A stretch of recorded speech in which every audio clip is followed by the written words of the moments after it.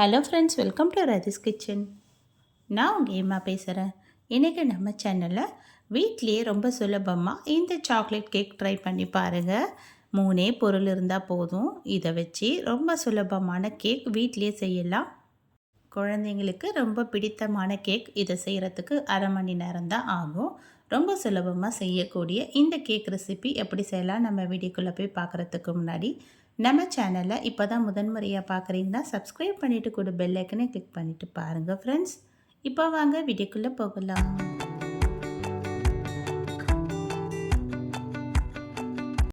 Friends, இந்த chocolate cake செய்கிறதுக்காக இப்போ நான் 3 ஓரியோ பிஸ்கெட் பேக்கெட் எடுத்துக்கிறேன்.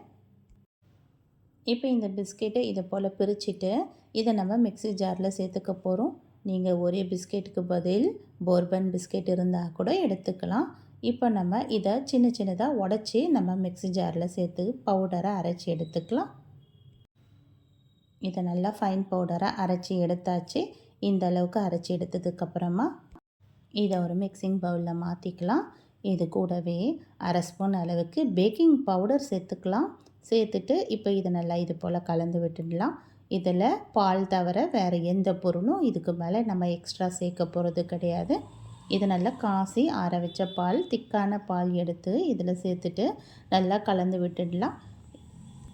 கேக் பேட்டரில் எந்த அளவுக்கு திக்னஸ் இருக்குமோ அந்த அளவுக்கு திக்னஸில் நம்ம இது போல் கொஞ்சம் கொஞ்சமாக பால் சேர்த்து நல்லா கலந்து விட்டுடலாம். கேக்குக்கு நம்ம எந்த அளவுக்கு திக்னஸ் பேட்டர் ரெடி பண்ணுவோமோ அந்த அளவுக்கு திக்னஸில் இந்த கேக் பேட்டர் ரெடி பண்ணி எடுத்துக்கலாம். இப்போ எடுத்து இதில் நான் வேறு ஒரு மிக்சிங் பவுலில் மாற்றிக்கிறேன்.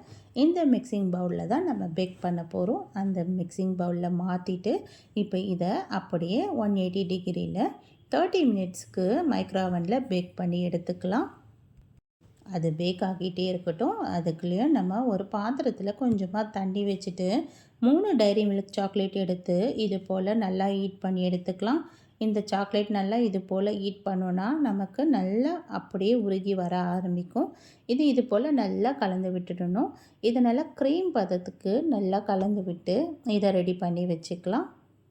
இப்போ இந்த சாக்லேட் க்ரீமும் ரெடி ஆகிடுச்சு. இப்போ நம்ம பேக் பண்ணி வச்சுருக்க கேக்கும் ரெடி ஆகிருக்கு. இந்த கேக் மேலேயே நம்ம ரெடி பண்ணி வச்சுருந்த இந்த சாக்லேட் க்ரீமை எடுத்து அப்படியே மேலே ஊற்றி விட்டுடலாம். இது ஃபுல்லாக இந்த க்ரீமை அப்ளை பண்ணி விட்டதுக்கப்புறமா ஒரு 5 மினிட்ஸ் அப்படி இருக்கட்டும். 5 மினிட்ஸ் ஆனதுக்கப்புறமா இதை எடுத்து அப்படியே சர்வ் பண்ணலாம். ரொம்ப ரொம்ப கம்மியான செலவில் இந்த சாக்லேட் கேக்கு வீட்டிலே ரெடி பண்ணிட்டோம். அதுவும் ரொம்ப சுலபமாக. கண்டிப்பாக நீங்களும் வீட்டில் ட்ரை பண்ணி பாருங்கள் ஃப்ரெண்ட்ஸ். ரொம்ப சுலபமான ரெசிபி தான். ட்ரை பண்ணி பார்த்துட்டு எப்படி இருக்குன்னு எனக்கு மறக்காமல் கமெண்ட் பண்ணுங்கள்.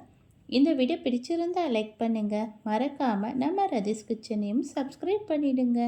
தேங்க்யூ.